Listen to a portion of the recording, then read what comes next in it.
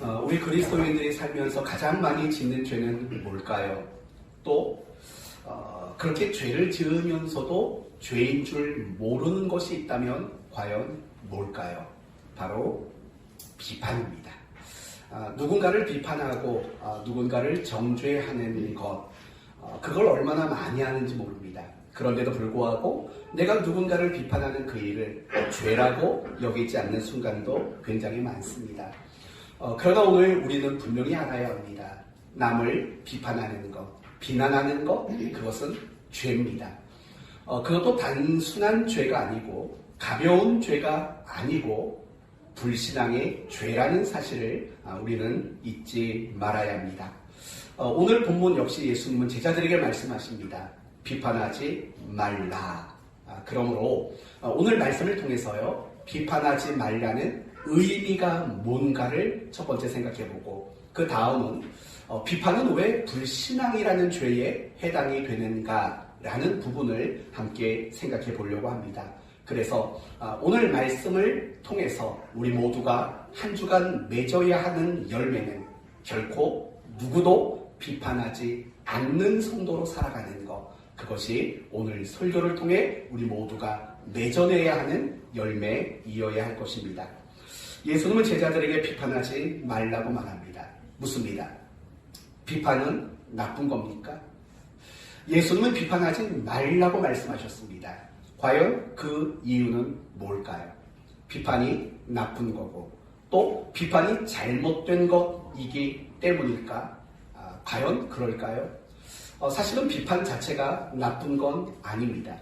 더 정확히 말한다면 비판이라는 것은 분명히 우리에게 필요하고 우리에게 굉장히 중요한 역할을 하기 때문에 그렇습니다. 왜냐하면 비판할 때, 비판이 있을 때 개인의 성장과 공동체가 더 성숙해질 수 있기 때문에 그렇습니다. 여러분 한번 생각해 보십시오. 내 안에 비판이 없다면, 또 우리 공동체 안에서 비판의 기능이 없다면 과연 개인과 공동체는 더 성숙하게 자라갈 수 있겠습니까? 결코 그럴 수 없습니다. 영국의 총리였던 윈스턴 처칠은 이렇게 얘기를 했습니다. 비판을 피할 수 있는 방법은 아무 말도 하지 않고 아무 일도 또 아닌 사람이 되면 된다. 이렇게 얘기했습니다. 과연 어떤 의미일까요? 정말 비판 안 받으려고 아무 말 하지 않고 아무 일 하지 않고 아무것도 아닌 사람이 되라는 뜻일까요? 그렇지 않습니다. 비판을 감수하라는 겁니다. 비판을 감수해야만 성장이 있고 더 큰 유익을 얻을 수 있기 때문인 겁니다. 사실은 성경에서도 이와 같은 맥락의 말씀이 있습니다. 무엇이냐면 마태복음 18장 말씀을 보시면 권징에 대한 이야기가 나옵니다. 권징, 무슨 말입니까? 누군가가 교회 안에서 잘못했거든 이렇게 처리해라 라는 내용입니다. 먼저는 어떻게 처리해야 합니까? 개인적으로 찾아가서 1대1로 그 사람의 잘못을 권면하고 꾸준해 주는 겁니다. 그런데도 그 권면을 받아들이지 않으면 두 번째는 한 두 사람, 세 사람의 증인과 함께 가서 그 사람의 잘못을 지적해 주는 겁니다. 그런데도 그 사람이 그 죄에서 돌이키지 않으면 그때는 교회 앞에 공식적으로 그 죄를 드러내고 교회는 그 사람을 어떤 처벌을 해야 된다. 이게 바로 마태복음 18장에 나오는 권징의 이야기입니다. 여러분, 이 권징은 다시 말하면 비판의 한 영역에 해당된 것입니다. 주님이 교회 공동체 안에 권징을 이야기하는 이유는 그게 교회에 유익하기 때문인 것은 분명한 겁니다. 이처럼 우리가 무엇인가를, 누군가를 비판하는 것, 그것은 우리에게 유익을 가져다 줍니다. 그래서 비판할 줄도 알고 비판을 받을 줄도 아는 사람이 되는 것이 굉장히 지혜로운 일인 것입니다. 이렇듯 비판은 나쁜 게 아니고 틀린 게 아니고 도리어 필요하고 중요한 것입니다. 그런데도 불구하고 예수님은 제자들에게 비판하지 말아야 된다 이렇게 말씀하셨습니다. 그렇다면 그 의도가 무엇인가를 생각하는 것이 우리에게 주어진 숙제일 겁니다. 과연 예수님이 비판하지 말라고 말씀하신 의도는 무엇일까요? 이런 의도일 거죠. 건강하지 못한 비판, 잘못된 목적을 가진 비판, 그런 부정적인 비판을 하지 말라고 말씀하고 있는 겁니다. 여러분에게 먼저 간단하게 물어봅니다. 지금까지 살면서 누군가를 비판해 본 적 있습니까? 없습니까? 더 정확히 저 사람 저러면 안 돼, 저 사람 저렇게 하는 건 잘못된 거야 라고 비판해 본 적 있으십니까? 없으십니까? 그쵸? 제가 더 많습니다. 가끔씩 제가 그런 생각을 해요. 설교를 끝마치고 나면 항상 되짚어서 고민을 하거든요. 저는 제가 설교하는 거는 그 다음날 항상 다시 들어요. 그걸 다시 들으면서 무슨 생각을 하냐면 내가 혹시 설교를 통해 성도를 비판한 건 아닌가, 그런 생각을 굉장히 많이 해요. 오명희 권사님이 저를 따라올 수가 없어요. 저보다 비판을 많이 할 수가 없다고요. 절대 못 따라올 겁니다. 이건 뭐 잘못된 말이죠. 네. 여하튼 우리는 살다 보면은요 끊임없이 비판을 해요. 같은 직장 안에서 직장 동료를 비난합니다. 비판합니다. 그렇죠? 집에서는 안 그럴까요? 속으로라도 남편을 비판하고 아내를 비판하고 가족을 비판하고 그러지 않겠냐고요. 교회를 나와도 말은 안 하지만 딱 보면서 마음으로 그들 누군가를 비판하는 그런 순간들 왜 없겠어요? 이거 물어보면 시험에 들 것 같은데 오늘 교회 와서 누구를 비판해 본 적 있습니까? 김효선 집사 오늘은 소리까지 지르라고 그래. 손 드는 것까지는 참아줬는데 소리까지 지르라고 그래. 혹시 이런 비판 안 해보셨습니까? 아니면 누구를 보면서 비판의 생각을 가져보지는 않았습니까? 비판 자체가 잘못된 건 아닙니다. 그러나 그 비판하는 것이 건강하지 못한 비판이라면, 그것이 잘못된 이유와 목적에 근거한 비판이라면 바로 오늘 본문이 비판하지 말라는 주님의 의도가 맞는 겁니다. 저는 오늘 4가지로 이 부분을 먼저 간단하게 설명하려고 합니다.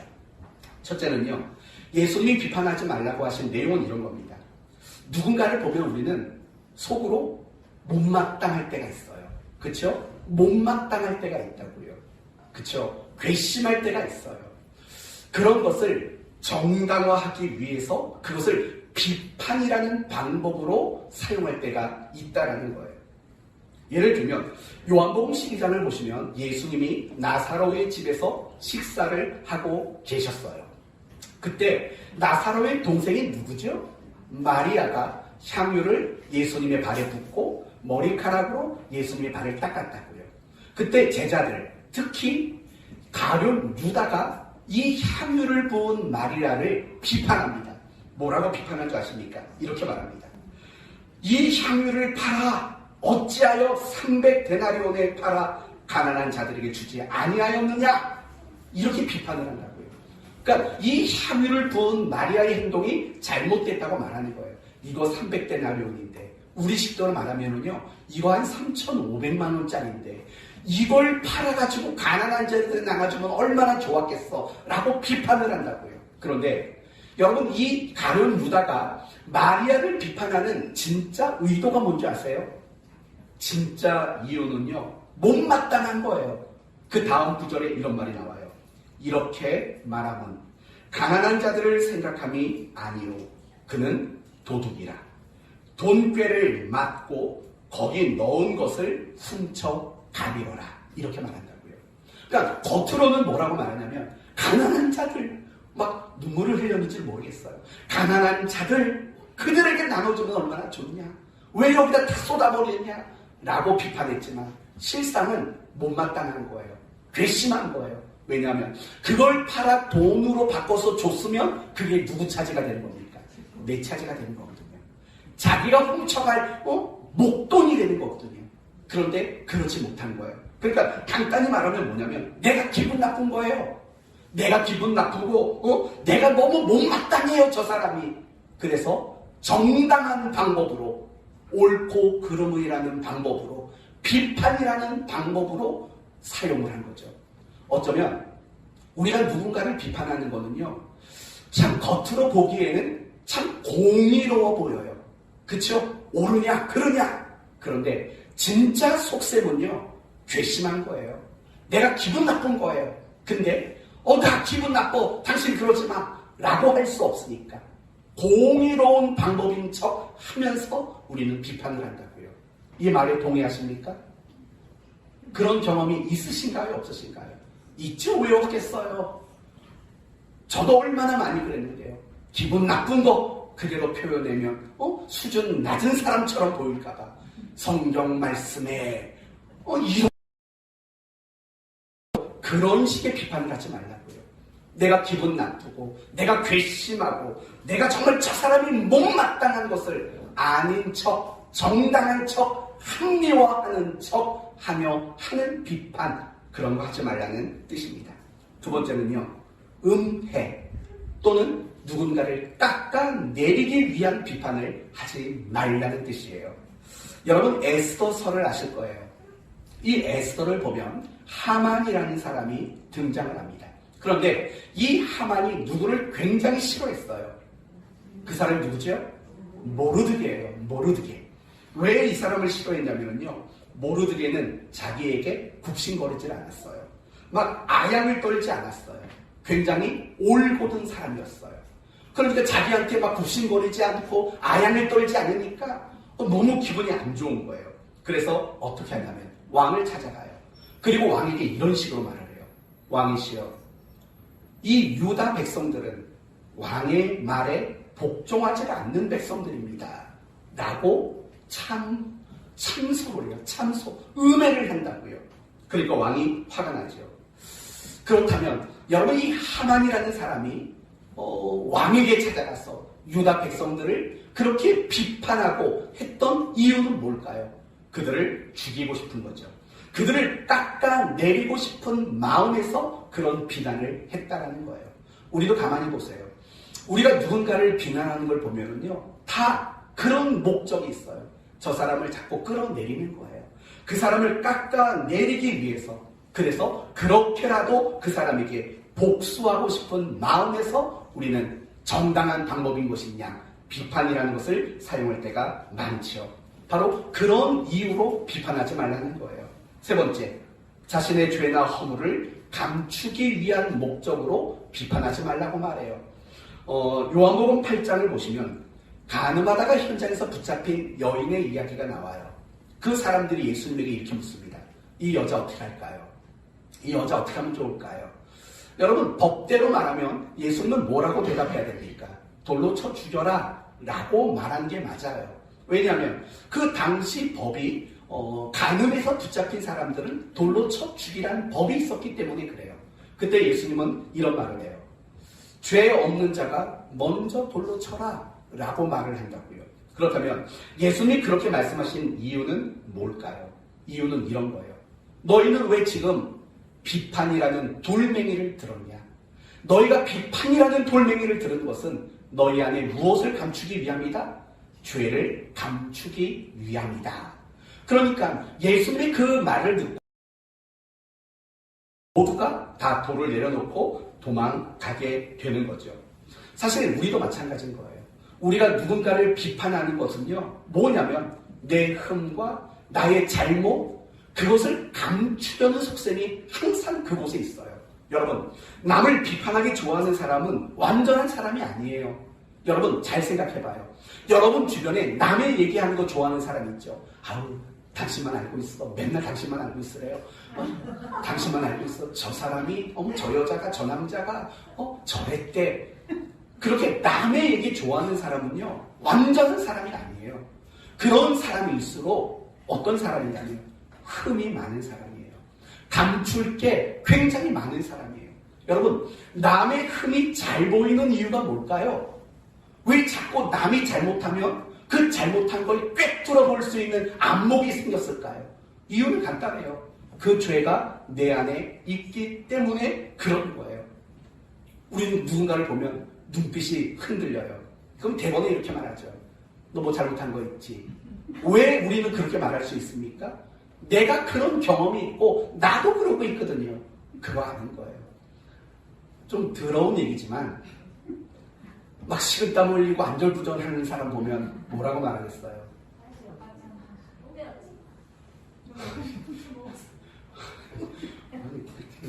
찬양 그렇게 은혜롭게 하고 또 은혜롭지가 뭐예요?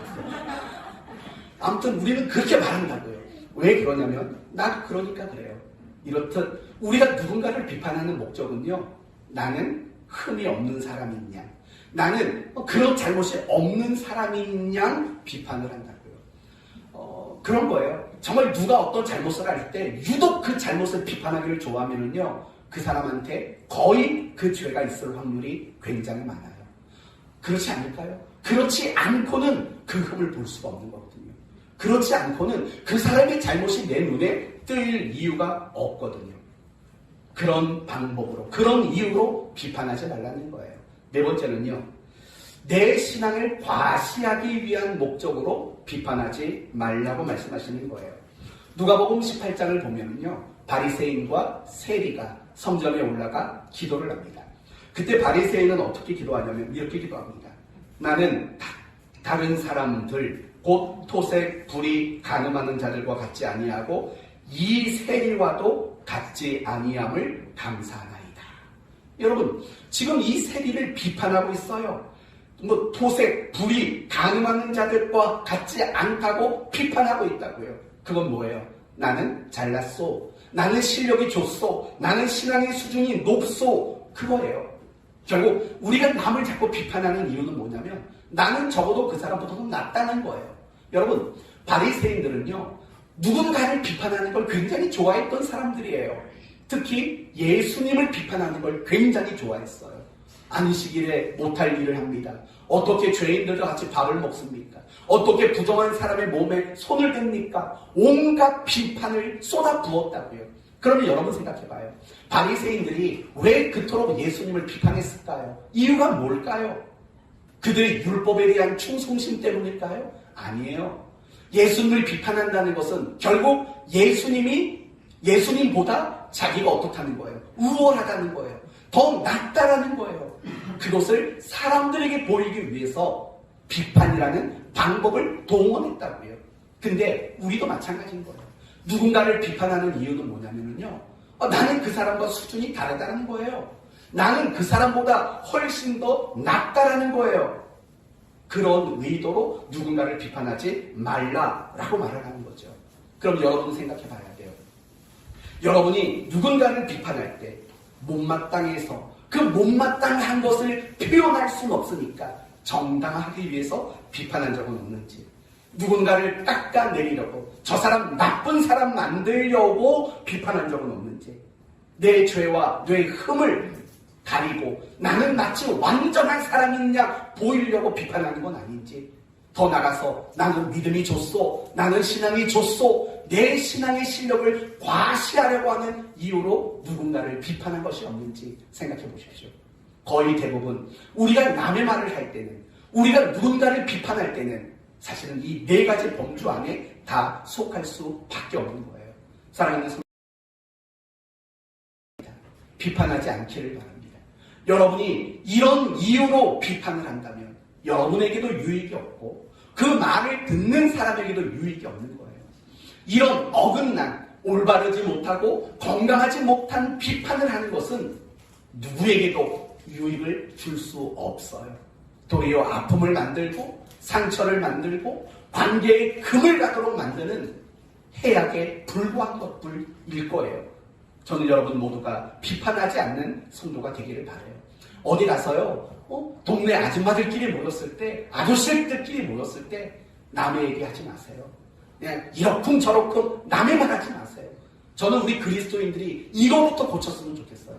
너무 많은 그리스도인들이요, 사석에서 어떤 자리에서 자꾸 남을 깎아내리는 험담과 비난의 말을 쏟아붓는 일들 사실은 너무 많이 하는 것 같아요.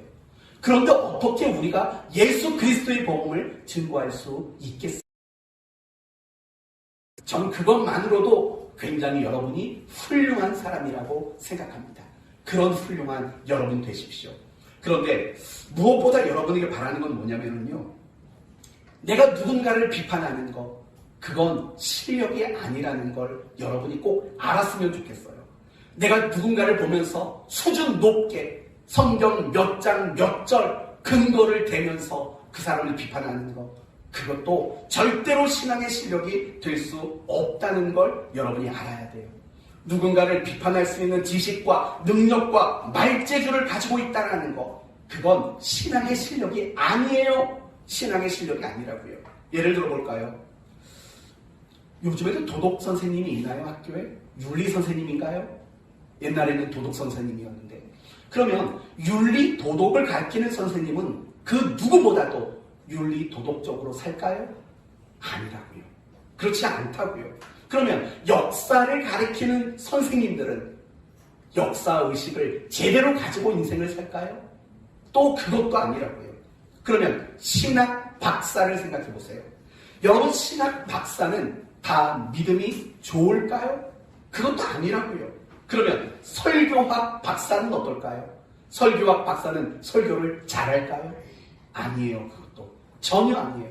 설교학 박사인데 엉뚱한 설교를 하는 사람도 적지 않아요. 그러면 목회학 박사를 가지고 있는 사람들은 목회를 잘할까요? 그것도 아닙니다.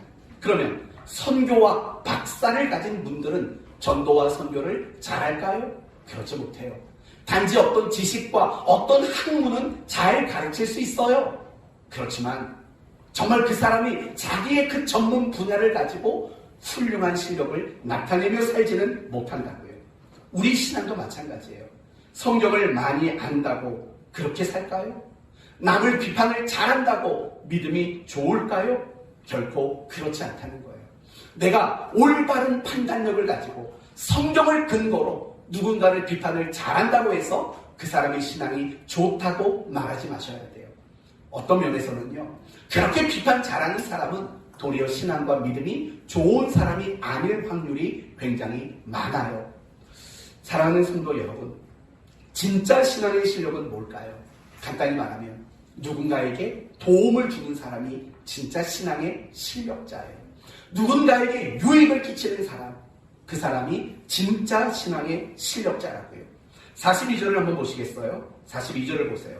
42절을 한번 읽어볼 건데요. 이거 읽으면서 예수님이 뭘 우리에게 요구하나를 한번 생각해 보세요. 42절 시작. 너는 내 눈 속에 있는 들보를 보지 못하면서 어찌하여 형제에게 말하기를 형제여 나로 내 눈 속에 있는 티를 빼게 하라 할 수 있느냐. 외식하는 자여 먼저 내 눈 속에서 들보를 빼라.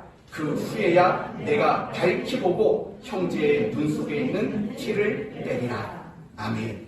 여러분, 이 말씀을 우리가 함께 읽었어요. 핵심이 뭘까요? 가르치는 게 뭘까요? 형제의 눈에 있는 티를 보고 지적하라는 걸까요? 아니면 내 눈의 들보를 먼저 빼라는 걸까요? 둘 중에 뭘까요? 남의 눈에 티를 보고 지적하는 거예요? 내 눈에 들보를 빼는 거예요? 내 눈에 들보를 빼라는 게 더 중요해요. 왜요? 그래야지만 형제의 눈에 있는 뭘 빼줄 수가 있어요? 티를 빼줄 수 있다라는 거예요. 그러니까 결국 이런 거죠. 예수님이 비판하지 말라는 말씀은요, 어떤 것을 지적하는 것, 그것이 신앙의 실력이 아니라는 거예요. 정말 신앙의 실력이라는 것은 남의 눈의 티를 빼주는 그런 도움과 그런 유익을 줄 수 있는 사람이 되는 것. 그게 바로 신앙의 진정한 의미의 실력이라는 거예요. 이 이야기를 고린도전서 8장의 이야기로 바꿔볼게요. 고린도전서 8장의 주제는 우상의 고기예요. 쉽게 말하면 제사상에 올라갔던 고기, 음식, 그걸 먹느냐 못 먹느냐의 이야기예요. 여러분 답을 알고 있죠. 고린도 교회 성도들도 답을 알고 있었어요. 그들은 아무리 제사상에 올라갔다 내려온 고기라 해도 먹어도 문제가 되지 않는다고 알았어요. 그건 괜찮은 말이에요. 맞는 말이에요. 여러분, 제사상에 올라갔다고 그 고기에 귀신이 들어가나요? 그러지 마세요. 세상에 그런 일이 어디 있어요? 그런 거 아니에요. 먹어도 문제가 되지 않아요. 그게 맞다고요. 근데 고린도 교회 성도들의 초신자들은 대부분 누구냐면 그 제사상에서 제사를 드리던 사람이 회개하고 예수 믿는 사람이 된 거예요. 와서 그 고기를 먹으려니까 찝찝할까요? 안 찝찝할까요? 찝찝해서 못 먹는 거예요. 그때 멈춰와서 믿음을 가진 성도들이 이렇게 말하는 거죠. 참 답답한 사람들. 세상에 하나님밖에 없다는 거 알면서도 왜 그깟 고기를 담대하게 못 먹냐고 비판을 했다고요. 그러나 사도 바울은 이렇게 말합니다. 그러나 만약에 그 형제들이 마음이 시험에 들고 마음에 괴로움이 생긴다면 나는 영원히 그 고기를 먹지 않겠다고 말해요. 그럼 답을 찾아보세요. 누가 신앙의 실력이 좋을까요? 그거 왜 못 먹어? 성경에는 하나님밖에 없는데 왜 못 먹어? 한 고린도 교회 성도들의 실력이 좋을까요? 아니면 상처받을 사람 생각해서 나는 영원히 고기 안 먹겠다고 말한 바울의 실력이 좋은 건가요? 어느 쪽의 실력이 좋은지 여러분 분간이 되시죠? 바로 그게 신앙의 실력이에요. 비판하는 거, 내가 많이 알아서 많이 배워서 어떤 성경적 신앙적 지식을 가지고 있고 어떤 교회 안에서의 문화와 종교적인 어떤 관행들을 꿰뚫어보고 있어가지고 거기에서 어긋나는 사람들을 비판하는 거, 그건 실력 아니에요. 진짜 실력은요, 그 사람들을 이해하고 그 사람들 편에서 그 사람들에게 유익을 주고자 하는 돕는 사람의 자리에 있는 거, 그게 진짜 신앙의 실력이라는 거예요. 그러나 예수님 당시에 많은 사람들은 어떻게 신앙의 실력을 이해했냐면 얼마나 많이 아느냐, 그래서 얼마나 누군가의 잘못을 찍어내느냐, 비판을 잘하느냐, 비판해서 그 사람을 불복시키느냐, 이게 실력이라고 여겨졌던 시대라는 거예요. 그러나 예수님은 이 모든 것을 뒤집는 거예요. 그건 실력 아니다. 남을 비판하고 정죄하는 거, 그건 실력이 아니다. 도리어 그것은 실력이 없는 사람들의 모습이다. 진짜 실력 있는 사람은 나를 먼저 돌아보고 그러고 나서 그 사람 눈에 티를 안 아프게 빼주는 사람이다. 이러는 거죠. 아프지? 얼마나 아파? 가만히 있어봐. 호 해주고 손을 바들바들 떨면서 그 티, 눈동자 안 건드리려고 미안해 잠깐만 참아봐. 이런 사람이 실력이 좋다고요. 야, 네 눈에 티 들어갔어. 너 그거 안 빼면 염증 생겨. 실명할지 몰라. 이게 실력이 아니라고 말하는 거라고요. 사랑하는 성도 여러분, 여러분이 정말 갖고 싶은 신앙의 실력은 뭐예요? 비난 잘하는 거, 분석 잘하는 거, 지적 잘하는 거, 그런 실력 갖고 싶으세요? 그건 실력이 아니라니까요. 그건 정말 신앙의 초짜들이 하는 일들이라고요. 정말 신앙의 레벨이 굉장히 높은 사람들은요, 안 그런다고요. 호호부터 하지요. 아프지?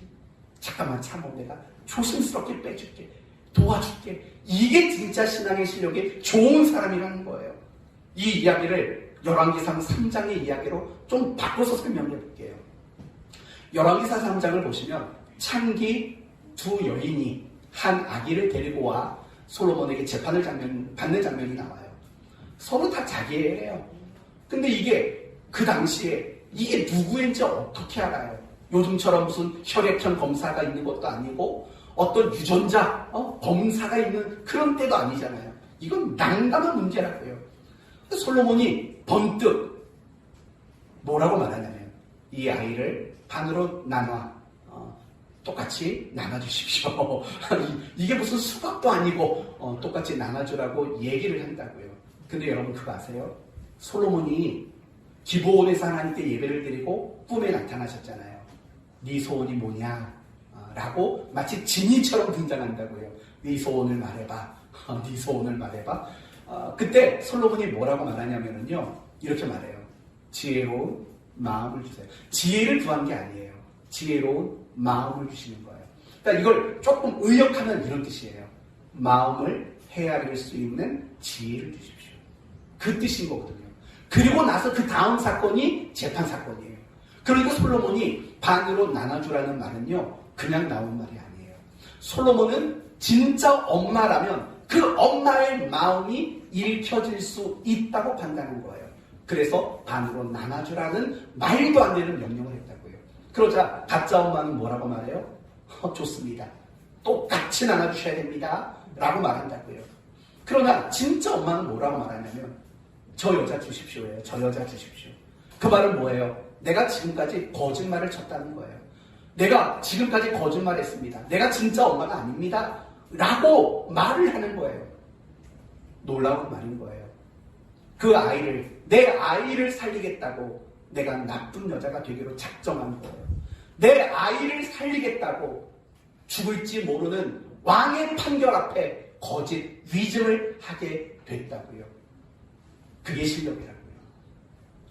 그 아이를 살려보겠다라는 마음을 가진 것.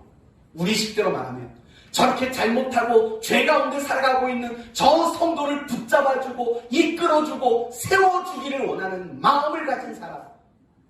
그 사람이 진짜 신앙의 실력자라고요.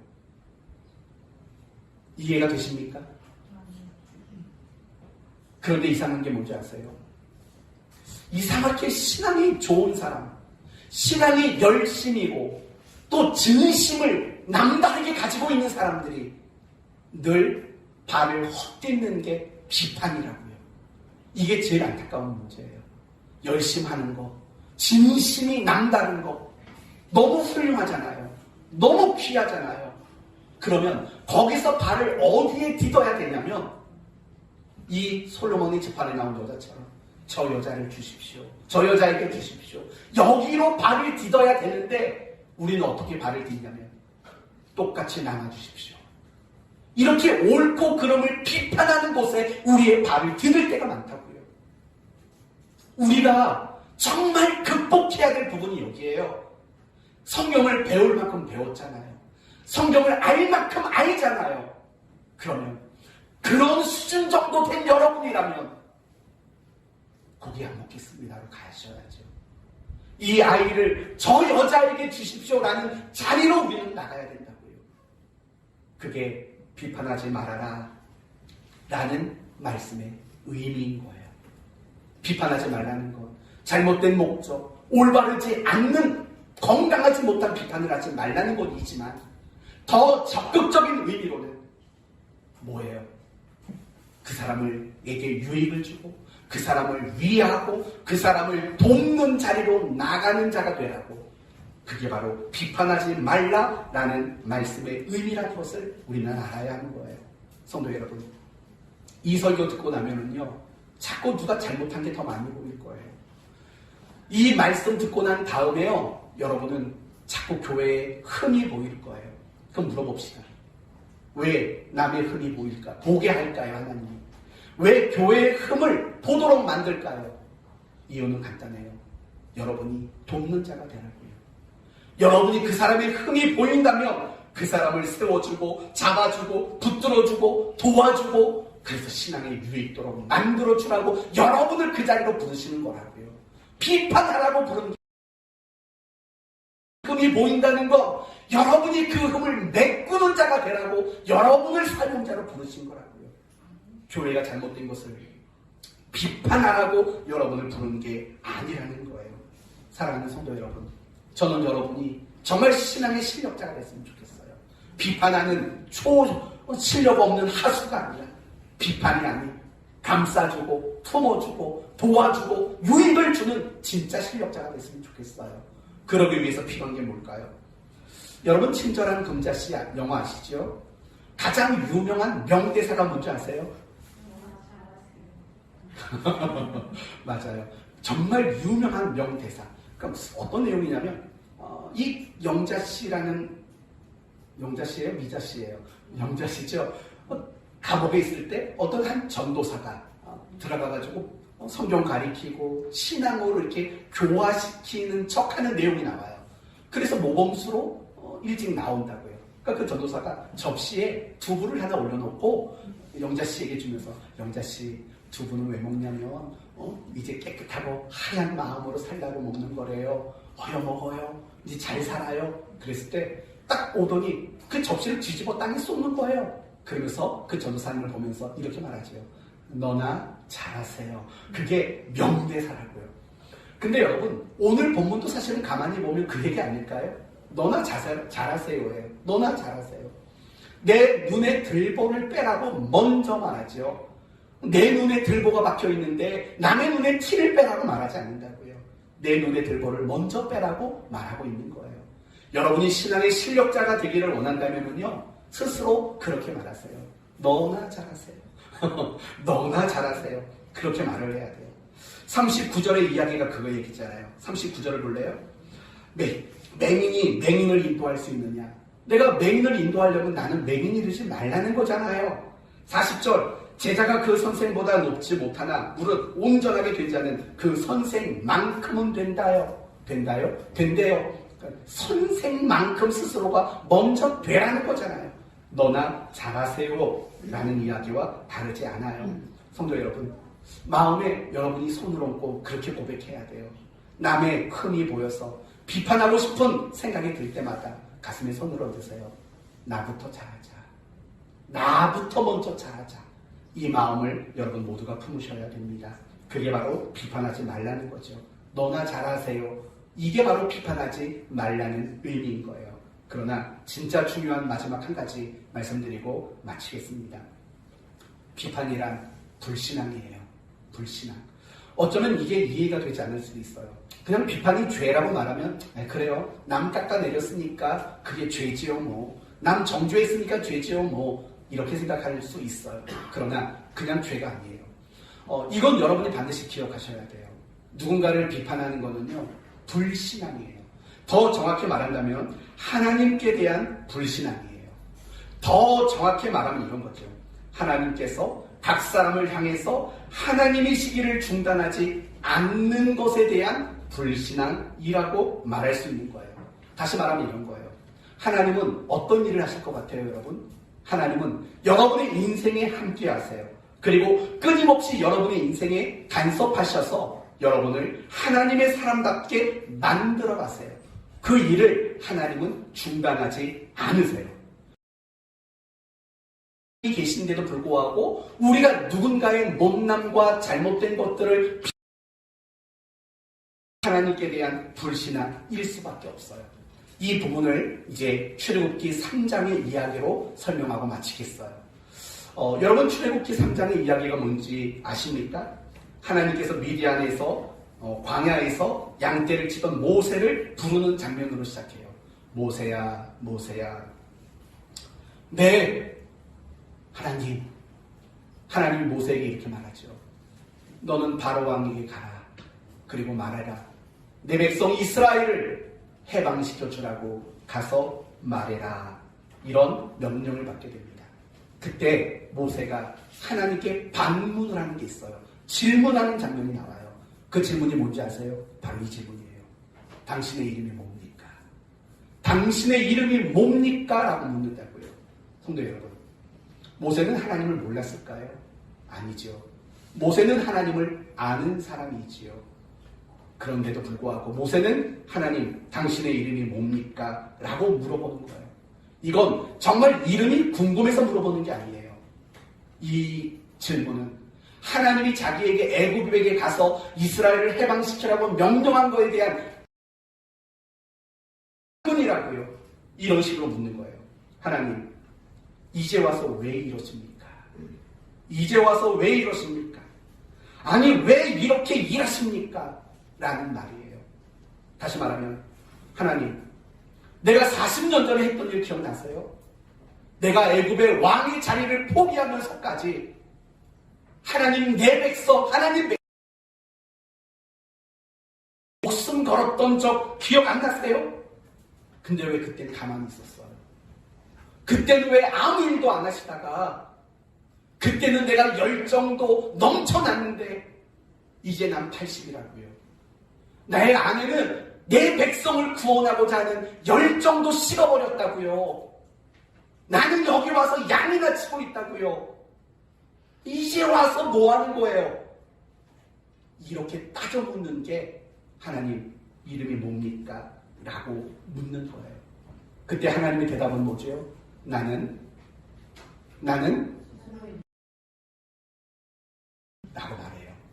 이 말은 이런 뜻이에요. 나는 한순간도 하나님 이 길을 중단한 적이 없다 라는 말이에요.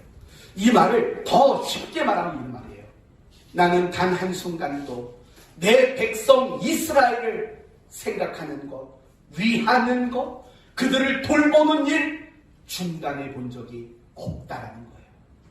너는 내 백성에 대해서 열정과 진심이 식어져 버렸을지 몰라도 나는 그때나 지금이나 여전히 이스라엘 백성들의 하나님이기를 멈춰본 적이 나는 없다. 이렇게 말을 한다고요. 이 말을 듣고 모세는 더 이상 할 말이 없었어요. 그래서 바로 왕을 찾아가서 이스라엘 백성들을 내보내십시오 라고 말할 수 있게 된 거예요. 그리고 더 중요한 것은 이런 하나님을 배운 모세가 나중에 어떻게 되는 줄 아십니까? 이스라엘의 구원과 관련된 모세의 이야기는 굉장히 극적인 반전으로 나타나요. 예를 들면 자기 백성을 구원하겠다고 40살에 했던 일 뭔지 아세요? 주먹질이라고요. 분노고 혈기였다고요. 그런데 나는 스스로 있는 자다. 나는 하나님이기를 중단한 적이 없다. 나는 내 백성을 생각하고 돌보고 위하는 일을 멈춘 적이 없는 하나님이다. 라는 말을 듣고 나서는 모세가 이런 사람으로 돼요. 민수기 12장 3절. 이 사람 모세는 온유함이 지면의 모든 사람보다 더하더라. 어떤 사람이 됐다고요? 온유한 사람이 됐대요. 그런데 그 말씀 앞부분에 무슨 얘기가 나오는 줄 아세요? 모세의 누이 미리암과 아론이 왜 자꾸 하나님은 이깟 모세와 더불어만 얘기하십니까? 이방 여자랑 결혼한 거 아닙니까? 모세를 비판하는 그 자리예요. 그런데 모세는 이 땅에 있는 그 누구보다 온유했다. 이 말을 듣는다고요. 결국 뭐냐면 하나님이 각 사람에게 계셔서 그 사람을 고쳐가고 그 사람을 변화시켜가고 그 사람을 세워가는 하나님이라는 것을 알고 나니까 더 이상 비판할 이유가 없어요. 더 이상 그 사람을 정죄할 수 없어요. 그건 하나님을 욕하는 거예요. 하나님이 저 사람 안에서 일하고 계시는데 내가 자꾸 그 사람을 보면서 비판하고 정죄한다는 것은 그 사람 안에, 그 사람 인생 안에 일하시는 하나님을 조롱하는 일과 다르지 않다는 거예요. 그걸 깨달은 거예요. 그래서 모세는 온유한 사람이 될 수 있었다는 거예요. 비판하지 않고 정죄하지 않고 멱살 잡고 싸우지 않는 사람이 될 수 있었다라는 이야기예요. 우리 잊지 마세요. 그러니까 불신하는 거예요. 여러분이 비판하는 그 사람 안에 하나님은 일하고 계세요. 여러분이 정죄하는 교회 안에 하나님은 역시 일하고 있다고요. 하나님이 일하시는 그 사람을 바라보며 비판하는 것은, 정죄하는 것은 결국 하나님이 못마땅하다라는 여러분의 탄식일 뿐인 거예요. 그래서 비판은 불신앙이라고 말할 수 있는 거예요. 사랑하는 성도 여러분, 하나님은 여러분의 인생에 함께 하셔서 여러분을 고치시고 만들어 가세요.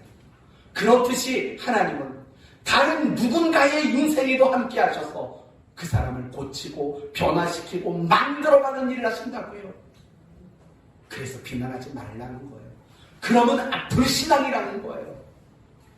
그럼 이런 생각이 들겠죠. 목사님, 하나님이 일하시는데 왜 저렇게 저 사람은 안 변합니까? 왜 저 사람은 저렇게 열매가 안 나타납니까? 답답합니다. 하시겠죠. 이유는 굉장히 간단해요. 하나님은요, 우리에게 자발적 항복과 동의를 구하시는 인격적인 분이시기 때문에 그래요. 그렇기 때문에 내가 생각하는 것처럼 하나님이 일하는데도 왜 열매가 없습니까? 이런 결과물이 내 눈에 보여질 수밖에 없는 거라고요. 그걸 이해하세요. 하나님이 무능력한 게 아니에요. 그 사람이 하나님이 간섭해서 일하는 일에 항복하지 않고 동의하지 않고 인격적으로 설득당하지 않으니까 열매가 없는 거죠. 그러나 중요한 것은 뭐냐면 하나님은 끊임없이 그 사람을 설득하고 끊임없이 그 사람에게 항복을 요구하는 일을 하고 있다고요. 그렇기 때문에 비판하는 것, 그것은 옳지 않다는 걸 잊지 마셔야 돼요. 하나님 믿으시죠?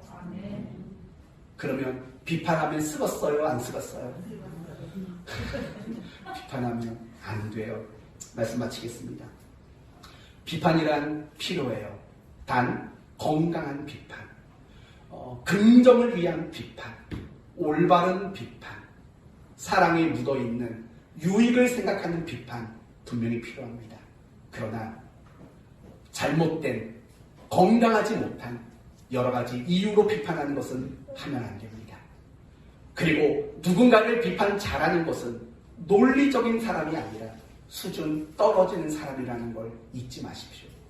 진정한 신앙의 실력자는 하나님이 시기를 중단하지 않는다는 사실을 기억하고 믿고 인정하고 묵묵히 그 사람을 품고 도와주는 사람, 그 사람이 진짜 신앙의 실력자인 것입니다. 하나님은 스스로 계신 분이십니다. 여러분 인생에나 또 다른 누군가의 인생에 끊임없이 하나님이시기, 단지 우리가 항복하지 않는 것뿐이죠. 우리는 그때까지 기다리고 참고 견디고 온유로 대하는 바로 이 사람이 되라 라는 게 비판하지 말라는 말씀의 결론입니다. 이 한 주간 여러분 모두 비판하지 않는 성도로 살기를 예수님의 이름으로 축원합니다. 아멘. 기도합시다. 하나님 감사합니다. 오늘 말씀을 통해 비판하지 말라는 의미가 뭔지를 보았습니다. 잘못되고 왜곡된 비판하지 말라는 것이고, 비판을 실력으로 생각하는 그런 비판하지 말라는 것이고, 하나님이 하나님이심을 중단하지 않는 것을 믿고 온유함으로 품고 참아주고 돕는 자가 되라는 말씀임을 배웠습니다. 우리 모든 성도가 이런 삶을 살게 해 주옵소서. 예수님의 이름으로 기도 올려옵나이다. 아멘.